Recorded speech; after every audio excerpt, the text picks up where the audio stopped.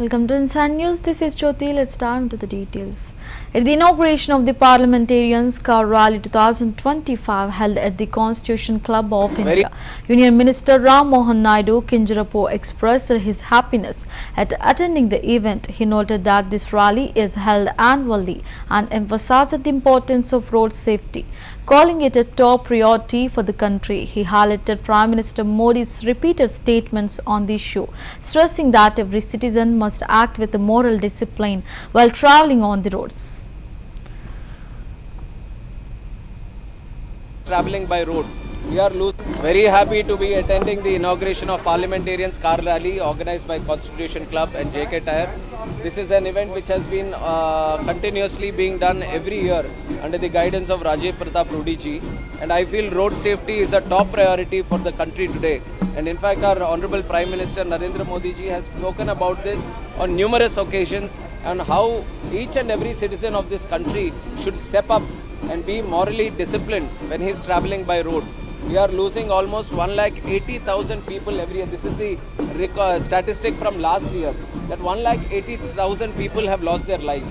And it is not just about losing one life, it is the whole family that gets devastated, and a lot of people are dependent on those lives, and everyone's life gets devastated. I can speak from my personal experience. My father, Yerra Naidu ji, who was also a prominent parliamentarian and at one point of time Union Minister, he lost his life in a road accident. He was travelling by road from Srikakulam to Visakhapatnam, and unfortunate incident, at 2 o'clock in the night, he met with an accident and he lost his life. And now going back to that incident, we always feel that if there were some measures that were followed, at least putting on the seat belt or taking care of the driver at that point of time, maybe things would have been different. And I can feel that each and every incident has these kind of opinions. So it is very, very important for all of us to take life very, very seriously, to protect it and to ensure that proper awareness is being created on road safety. India needs that kind of change in the mindset, especially for the younger generation. Our Honorable Prime Minister, at once when he was speaking in Mann Ki Baat, he has mentioned that mostly young people are losing their lives because they don't wear helmets or they don't follow the rules sometimes. So this is a trend which has to be stopped, it has to be changed. So this is an event which starts the discussion from the parliamentarians itself. Parliamentarians travel by road for long journeys, and they rode long distances also, 200, 300 kilometers every day. Political leaders, politicians, they all do. And now parliamentarians have all come together to participate in this event. We have seen great energy also, but I would request through the media that this message should go to each and every household, and all the parents, everyone, including the children, they all have to sit together. They have to come together and discuss why it is very, very important for everyone to consider road safety as topmost priority. I see that in the coming future, with the efforts of the government and with the contribution of the society, we are going to achieve much better standards in road safety. Very happy to be attending the inauguration of Parliamentarians Car Rally organized by Constitution Club and JK Tyre. This is an event which has been continuously being done every year under the guidance of Rajiv Pratap Rudy ji, and I feel road safety is a top priority for the country today. And in fact, our Honorable Prime Minister Narendra Modi ji has spoken about this on numerous occasions and how each and every citizen of this country should step up and be morally disciplined when he is travelling by road. We are losing almost 1,80,000 people every year. This is the statistic from last year, that 1,80,000 people have lost their lives. And it is not just about losing one life, it is the whole family that gets devastated, and a lot of people are dependent on those lives, and everyone. SP KK Bishnoi confirmed that Jafar Ali was arrested in connection with the violence that occurred on November 24, 2024. Jafar Ali was questioned yesterday and again today before his arrest. He has been charged under several sections of the BNS Bureau of National Security Act and has been sent to jail. Ali has also been produced before the court, and the police will follow any directives issued by the court. His arrest is related to criminal conspiracy charges. 24 नवंबर 2024 को यहाँ पे विभाजित स्थल पे सर्वे हो रहा था। उस सर्वे में लोगों के द्वारा पत्थरबाजी की गई, फायरिंग की गई, और जो कंस्पिरेसी थी उसमें जो अभियोग पंजीकृत किया गया था 335/24 उसमें आज जफर अली जो यहाँ पे जामा मस्जिद के सदर हैं उनको गिरफ्तार करके जेल भेजा गया है। उनको कल देर रात्रि भी हिरासत में पूछताछ की गई थी, फिर उनको छोड़ दिया गया था अपने धार्मिक क्रियाकलाप करने के लिए, और उसके बाद में आज जब प्रातः उनसे दोबारा पूछताछ के लिए बुलाया गया और पूछताछ के बाद में उनको गिरफ्तार किया गया है। और उनको 191, 2, 191, 3, 190, 221, 132, 125, 324, 5, 191, 233, 336 और 230 और 231 बीएनएस अधिनियम के अंदर इन्हें गिरफ्तार करके जेल भेजा गया है और बाकी विधि का सुनिश्चित की गई है। अभी इनको माननीय न्यायालय के सामने पेश किया गया, वहाँ से जो भी माननीय न्यायालय का आदेश होंगे फंडिंग करने का भी कुछ आरोप है क्या? क्रिमिनल कंस्पिरेसी का 335/24 जो अभियोग है उसमें इनको गिरफ्तार करके फंडिंग करने का भी कुछ आरोप है कोई? अभी वर्तमान में इतना ही मैं बता सकता हूँ, उसके अलावा बाकी कुछ होगा इनके बेटे से भी क्या कहना चाहेंगे? 24 नवंबर 2024 को यहाँ पे विवादित स्थल पे सर्वे हो रहा था। उस सर्वे में लोगों के द्वारा पत्थरबाजी की गई, फायरिंग की गई और जो कंस्पिरेसी थी उसमें जो अभियोग पंजीकृत किया गया था 335/24, उसमें आज जफर अली जो यहाँ पे जामा मस्जिद के सदर हैं उनको गिरफ्तार करके जेल भेजा गया है। उनको कल देर रात्रि भी हिरासत में पूछताछ की गई थी, फिर उनको छोड़ दिया गया था अपने धार्मिक क्रियाकलाप करने के लिए, और उसके बाद में आज जब प्रातः उनसे दोबारा पूछताछ के लिए बुलाया गया। और In response to the controversy surrounding Bihar CM Nitish Kumar's national anthem issue, JDU MP Sanjay Kumar defended the Chief Minister, stating that Nitish Kumar remains highly active with extensive travel and continuous programs, even during the winter season. Also criticized the opposition, saying that their language is being closely observed by the people of Bihar. He further suggested that the opposition's remarks are motivated by their awareness of the upcoming Bihar Assembly election results, implying they are making such statements in anticipation of their defeat. जो हर एक साल आता है। एक सवाल है, व्यक्तिगत जो आरोप लगा रहे हैं लोग, मुख्यमंत्री का उम्र हो गया। देखिए ये सब बात एक चीज बता देता हूँ, मुख्यमंत्री जी जितना एक्टिव है, अभी आप लोग देखे हैं कि अभी इस ठंड में भी पूरा यात्रा वो करके आया है और उनका लगातार कार्यक्रम चलता रहता है। चुनावी साल है और जिस तरह की भाषा प्रयोग कर रहे हैं ये लोग, तो मुझे लगता है कि बिहार की जनता सब बात पे नज़र रखी हुई है। चुनावी साल है, डिस्परेशन हो रहा है, लोकसभा का रिजल्ट भी लोग देख चुके हैं, बाय इलेक्शन का रिजल्ट भी देख चुके हैं, तो दीवार की लिखावट पता है कि चुनाव में क्या होना है, क्या रिजल्ट होना है, तो बोल रहे हैं जो हर एक साल आता है। एक सवाल है, व्यक्तिगत जो आरोप लगा रहे हैं लोग, मुख्यमंत्री का उम्र हो गया। देखिए ये सब बात एक चीज बता देता हूँ, मुख्यमंत्री जी जितना एक्टिव है, अभी आप लोग देखे हैं कि अभी इस ठंड में भी पूरा यात्रा वो करके आया है और उनका लगातार कार्यक्रम चलता रहा। In Bijapur, Chhattisgarh, CRPF DIG DS Negi announced that 22 individuals have voluntarily abandoned Maoist ideology and have joined the mainstream. He credited the support of Bijapur police and CRPF, who are setting up new camps across the district and providing development and medical facilities. Negi emphasized that these efforts have garnered public support for the administration. He also urged other Maoists to surrender and take advantage of the Chhattisgarh government's surrender and rehabilitation policy, which offers support for those wishing to leave the Maoist movement and reintegrate into society. माओवादी विचारधारा को छोड़ करके जो नए विचारधारा में शामिल हुए हैं, इनका बहुत बहुत स्वागत है। बीजापुर पुलिस और केंद्रीय रिजर्व पुलिस बल पूरे बीजापुर में नए कैंप स्थापित कर रही है और साथ ही साथ हम लोग विकास का कार्य, रोड, सड़क और चिकित्सा की सुविधा दे रहे हैं, जिसके कारण जो पब्लिक है उनकी सोच में बदलाव आया है। अब वो पब्लिक प्रशासन के साथ में है, तो जिसका हम प्रभाव देख रहे हैं कैंप बनने से पूरे क्षेत्र में, पूरे जनमानस पर एक अच्छा प्रभाव, सकारात्मक प्रभाव पड़ा है, जिससे जो माओवादी विचारधारा को छोड़ करके लोग अब मेन स्ट्रीम में आने को आ रहे हैं। तो ये बहुत बढ़िया प्रयास है कि जो ये कार्मिक, जो ये माओवादी संगठन को छोड़ करके, उनकी विचारधारा को छोड़ करके जो मेन स्ट्रीम में आ रहे हैं, उनका स्वागत है।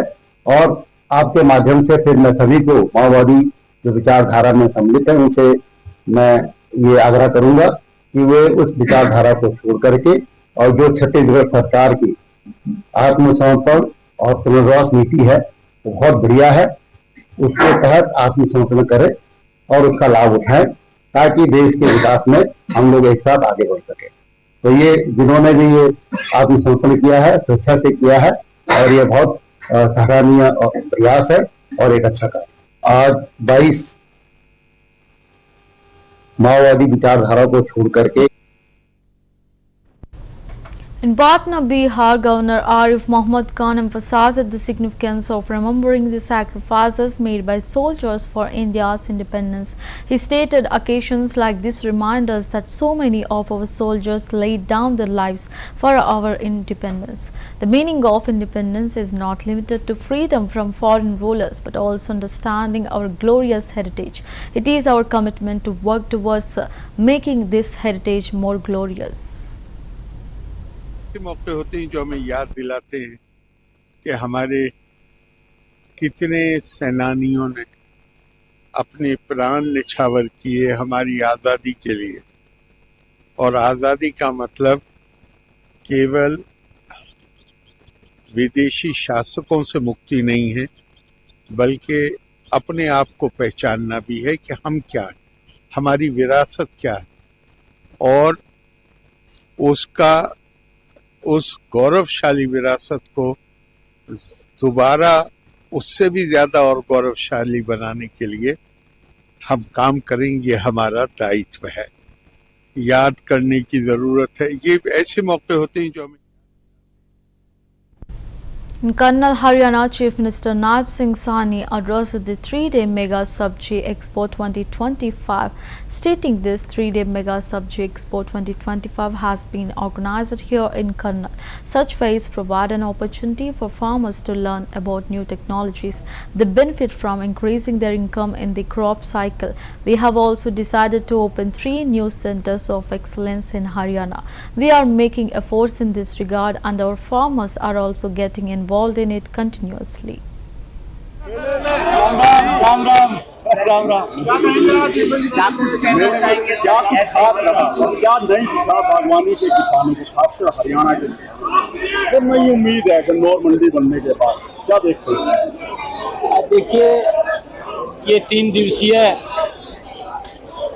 जो ग्राउंडा उत्कृष्ट केंद्र पर मेगा सब्जी एक्सपो का आयोजन हुआ है।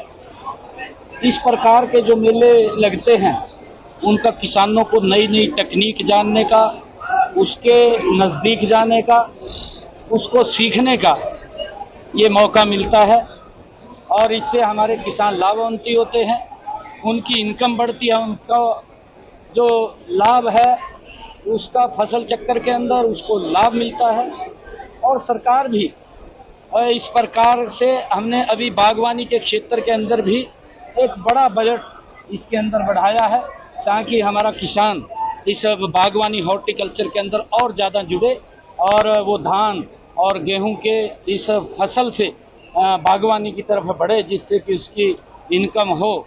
हमने 3 हरियाणा में नए उत्कृष्टता केंद्र खोलने का भी निर्णय किया है, चाहे अमरूद है और चाहे हमारा किन्नू है और लीची है। हमने इन हरियाणा के अंदर अलग अलग क्षेत्र के अंदर, चाहे अमरूद के लेकर के है, चाहे लीची को लेकर के, खजूर को लेकर के है, हमने अलग अलग क्षेत्रों के अंदर किसानों को इस उत्कृष्टता केंद्र खोल करके उनको जानकारी उसके साथ जोड़ने का काम, ताकि हमारा किसान उसकी तरफ बढ़े और उसकी इनकम बढ़े, उसको लेकर के हम प्रयास कर रहे हैं और हमारा किसान भी उसके अंदर लगातार जुड़ रहा है। मैं आज इस जो एक्सपो सब्जी ये 2025 आज समापन समारोह है, इसके अंदर जितने भी पिछले 3 दिनों में हमारे किसान आए हैं और उन्होंने जानकारियाँ ली है और उससे प्राकृतिक खेती की तरफ भी वो बढ़ते हैं, उसकी इनकम बढ़ती है उसको लेकर के हमने चाहे गन्नौर के अंदर एक बड़ी मंडी जो 2600 करोड़ रुपए की लागत से बन करके तैयार हो रही है, उसका मेरे किसानों को बड़ा लाभ मिलेगा।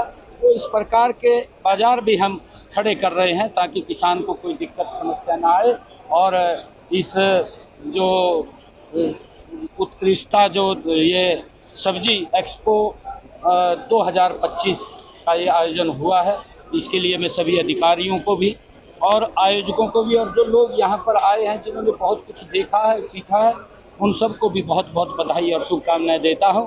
क्योंकि यहाँ पर जो तकनीक है और तकनीक इजराइल के माध्यम से लेकर के हमारे किसान उसका लाभ उठाते हैं। मैंने देखा भी है, चाहे वो टमाटर की पेड़ की बात हो, इस तकनीक के माध्यम से टमाटर की पैदावार ज़्यादा होती है, बैंगन की होती है, शिमला मिर्च की होती है, आलू की होती है। लगातार क्योंकि किसान को नई तकनीक से जुड़ करके उसको लाभकारी मूल्य मिले, ये सरकार का ध्येय है और उसको लेकर के इस प्रकार के कार्यक्रम आयोजित होते रहते हैं, किसानों को उसका लाभ मिलता है। हरियाणा में आज से बिहार दिवस मनाया जा रहा है, बिहार दिवस आज से मना रहे हैं, क्या कुछ लक्ष्य, क्या कुछ उद्देश्य रखा? नहीं, देखिए, बिहार के लोग हैं जिनकी एक बड़ी भूमिका इस देश के विकास के अंदर है और देश के यशस्वी प्रधानमंत्री आदरणीय नरेंद्र मोदी जी ने जो संकल्प लिया है, जो आदरणीय प्रधानमंत्री जी ने एक सोच है कि 2047 तक हमने ये विकसित राष्ट्र बनाना है, क्योंकि बिहार के लोग देश के विभिन्न स्थानों के ऊपर जाकर के उस विकसित राष्ट्र के अंदर अपनी भूमिका अदा कर रहे हैं। उनको मिलकर के उनको इस अवसर की बहुत बधाई देते हुए, उनसे आपस में विचार साझा करते हुए और आदरणीय प्रधानमंत्री Chhattisgarh Deputy Chief Minister Arun Savo attended the 11th edition of the Kalinga Literature Festival 2025 in Bhubaneswar. Speaking at the event, he expressed his appreciation for the festival, noting that it is being held for the 11th consecutive year and has attracted people and representatives from various countries. He described the event as highly beneficial and far-reaching, adding that it was a very good program. This was Arun Savo's first time attending the festival and he expressed his positive feelings about the experience. The 3-day Kalinga Literary Festival KLF was held from March 21 to 23, 2025. वास्तव में लगातार 11वें वर्ष Kalinga literary festival का आयोजन हो रहा है और इस बार कई देशों के लोग, उनके प्रतिनिधि आए हुए हैं और अलग अलग सत्रों में अलग अलग विषयों पर बड़े बड़े विद्वान लोगों के विचार सुनने को मिले हैं और वास्तव में ये बहुत लाभकारी और इसका दूरगामी लाभ होने वाला है।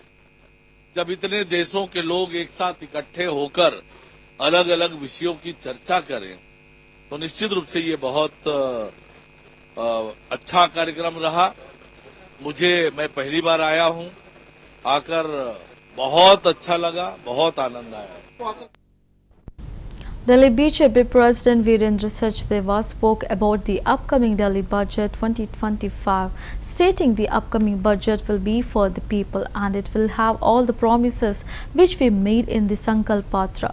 We will take Delhi forward and develop it. This will be a budget for the people and by the people. The CM also continuously takes suggestions from the people regarding their needs. We are also getting help from the central government. ये विषय तो सरकार का है और मुझे लगता है कि आने वाला बजट दिल्ली की जनता को समर्पित बजट होगा। हमारे संकल्प पत्र में जो हमने कहा है उससे संबंधित बजट होगा और मुझे इस बात का पूरा विश्वास है कि मुख्यमंत्री जब बजट पेश करेंगी तो दिल्ली के चाहे वो युवा वर्ग हो, चाहे महिला वर्ग हो या मजदूर वर्ग हो या श्रमिक वर्ग हो, उन सब वर्गों के लिए या हमारा व्यापारी वर्ग हो, उन सब वर्गों के लिए इस बजट में दिल्ली को कुछ न कुछ सौगात वो देंगी, क्योंकि हमारी पूरी कोशिश है कि हम दिल्ली को विकास के रास्ते पे लेके जाएं। इंफ्रा पे वो जोर देंगी, हेल्थ पे उनका जोर होना चाहिए, शिक्षा पे उनका ध्यान है। वो खुद दिल्ली की स्टूडेंट रही हैं और मुझे लगता है कि आने वाला बजट दिल्ली की जनता को समर्पित बजट होगा। ये दिल्ली की जनता द्वारा तैयार किया गया बजट होगा, क्योंकि लगातार माननीय मुख्यमंत्री दिल्ली के लोगों से संवाद करती रही हैं, उनकी अलग अलग मांगों को सुनती रही हैं और उसकी परिणति आपको इस बजट में दिखाई देगी। एक्स्ट्रा बजट को लेकर जो बात कर रहे हैं, निस्संदेह मुझे लगता है कि जब हम इंफ्रा की बात कर रहे हैं, विकास की बात कर रहे हैं, तो केंद्र सरकार से जितना सहयोग हमें In Hyderabad, Telangana, Union Minister J. Kishan Reddy commented on the Joint Action Committee's meeting regarding the delimitation issue, stating it was totally a baseless meeting. It was a time pass. It was only an attempt to malign the BJP. In the next elections, NDA will form the government in Karnataka, Telangana and Tamil Nadu as well. The DMK party in Tamil Nadu and the Stalin family are drowning in corruption. They hatched this conspiracy to dodge people's anger. The BRS and Congress in Telangana are going to join hands sooner rather than later. దృష్టిని కేంద్రీకరిస్తే బాగుంటుంది. అంతే తప్ప కేంద్రం మీదనో లేకపోతే delimitation పేరు మీదనో విమర్శలు చేసినంత మాత్రాన ప్రజలలో ఏర్పడుతున్నటువంటి అసంతృప్తి పోదు అనే విషయాన్ని సందర్భంగా మనవేస్తున్నాం. నిన్న జరిగినటువంటి సమావేశంలో ఆయా రాజకీయ పార్టీలు తన స్వప్రయోజనాల కోసమో తమ అస్తిత్వం కోసమో లేని అంశాన్ని భూతద్దంలో చూపిస్తూ ప్రజలను మభ్యపెట్టేటువంటి ప్రయత్నం చేస్తూ ఉన్నారు. గత పార్లమెంట్ ఎన్నికలకు ముందు కూడా ఇవే రాజకీయ పార్టీలు రాజ్యాంగాన్ని మారుస్తారని చెప్పి తప్పుడు ప్రచారం చేస్తూ ఎన్నికల్లో లబ్ధి పొందేటువంటి ప్రయత్నం చేశారు. ఎన్నికలు అయిపోగానే ఆ విషయం మర్చిపోయారు, గాలికి వదిలేశారు. తర్వాత కొత్త అంశాలను తెర మీదకి తెచ్చేటువంటి ప్రయత్నం చేస్తూ ఉన్నారు. కాబట్టి తెలంగాణ ప్రజలకు, తెలుగు ప్రజలకు, లేకపోతే దక్షిణాది ప్రజలకు భారతీయ జనతా పార్టీ ద్వారా మనవి చేస్తూ ఉన్నాము, కేంద్ర ప్రభుత్వం ద్వారా మనవి చేస్తూ ఉన్నాము. డీలిమిటేషన్ సంబంధించి ఇంతవరకు కేంద్ర ప్రభుత్వము ఏ ఒక్కరోజు కూడా ఇంతవరకు ఆలోచన చేయలేదు. డీలిమిటేషన్ జరుగుతుందా జరగదా, జనాభా సేకరణ ఎప్పటి లోపల పూర్తవుతుంది, ఇవన్నీ కూడా భవిష్యత్తులో చర్చించాల్సినటువంటి అంశాలు. ఏది జరిగినప్పటికీ కూడా ఏ ప్రాంతానికి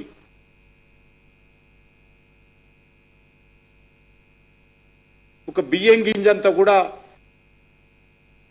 అన్యాయం జరగకుండా అన్ని రాష్ట్రాలకు సమన్యాయం దృక్పథంతో సబ్కా సాత్ సబ్కా వికాస్ పేరుతో నరేంద్ర మోడీ గారి ప్రభుత్వం పనిచేస్తుందనే విషయాన్ని In Jaipur, former Rajasthan Chief Minister Ashok Gehlot shared a strong message on the importance of preserving the nation's history and values. He reflected on the sacrifices made by the freedom fighters who fought for the country's independence, stating that their dream was for India to remain united, strong and free. Gehlot emphasized that the new ideology that has emerged, which heavily intertwines religion with politics, poses a serious danger to the nation's unity and integrity. Gehlot expressed his concerns about how the younger generation may not fully understand the significance of these sacrifices if they are not taught about history and the principles on which India was built. He stressed that it is crucial to pass down this knowledge of the past to future generations, or they may fail to create a better future. According to Gehlot, forgetting or disregarding the struggles and lessons of history could hinder the ability of the younger generation to contribute meaningfully to the country's future. His comments come at a time when there is a growing political and social debate about the role of religion in governance and the potential dangers of ideological extremism. Gehlot's message highlights the need for unity and awareness, urging citizens to remember and respect the values that help shape the nation's identity. एक जगह इकट्ठे हुए। और एक बड़ी बात यह है कि सारे क्रांतिकारी परिवार के साथ आए। देखिए, भारत सेवा संस्थान और भारत सेवा फाउंडेशन दोनों संस्थाओं ने मिलकर के मिस्टर गिरिराज सिंह भावना की देखरेख के अंदर ये प्रोग्राम आयोजित किया गया। ये काम बहुत कठिन था अपने आप के अंदर, क्योंकि सभी क्रांतिकारियों का पता करना, संपर्क करना, उनको रिक्वेस्ट करना आने के लिए। मुझे कुछ ही बात की है कि करीब करीब सभी क्रांतिकारी परिवार लोग आए यहाँ पर। देखा प्रोग्राम, आपको बड़ा जो विचार प्रकट किए गए वो मौजूद विचार है। आज के वक्त में हिंदुस्तान में सबसे बड़ी आवश्यकता मैं कोई मानता हूँ तो वही है कि पूरे मुल्क में सभी धर्म, सभी जाति, सभी वर्ग के लोग और सभी भाषा बोलने वाले लोग जो हैं, आपस में अगर देश को एक रखना है, अखंड रखना है, तो जो क्रांतिकारियों के और फ्रीडम फाइटर के जो विचार थे, जो मुल्क को आजाद करवाने के लिए संघर्ष किया गया, फांसी के फंदे पे चढ़े वो लोग, जेलों में गए, वो सपना यही था कि मुल्क एक अखंड रहे, मजबूत रहे। उसमें जो आजकल जो नई विचारधारा आ गई है, विचार हावी हो रही है धर्म के नाम पर, वो बहुत खतरनाक विचारधारा है। इसलिए क्रांतिकारी। That's the wrap of the Inside News. Keep watching CVR News English.